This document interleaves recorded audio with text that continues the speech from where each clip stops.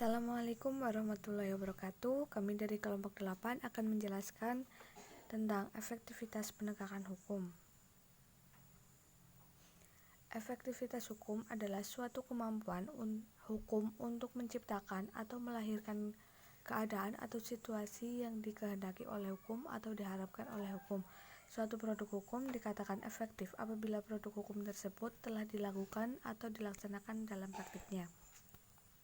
Teori efektivitas hukum menurut Surjono Sukanto adalah bahwa efektif atau tidaknya suatu hukum ditentukan oleh 5 faktor, yaitu faktor hukumnya sendiri, faktor penegakan hukum, faktor penegak hukum, faktor masyarakat, dan faktor kebudayaan.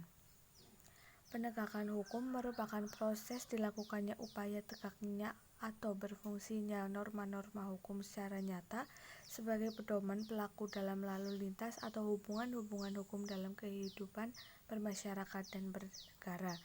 Penegakan hukum merupakan usaha untuk mewujudkan ide-ide dan konsep-konsep hukum yang diharapkan rakyat menjadi kenyataan.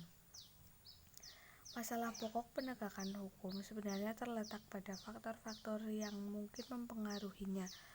Faktor-faktor tersebut mempunyai arti netral, sehingga dampak positif atau negatifnya terletak pada isi faktor tersebut.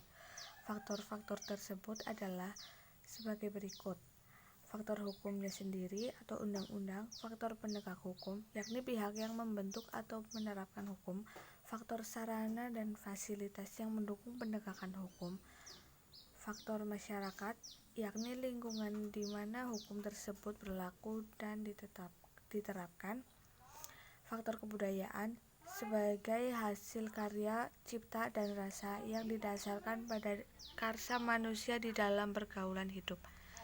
Sekian yang dapat kami sampaikan. Terima kasih. Wassalamualaikum warahmatullahi wabarakatuh.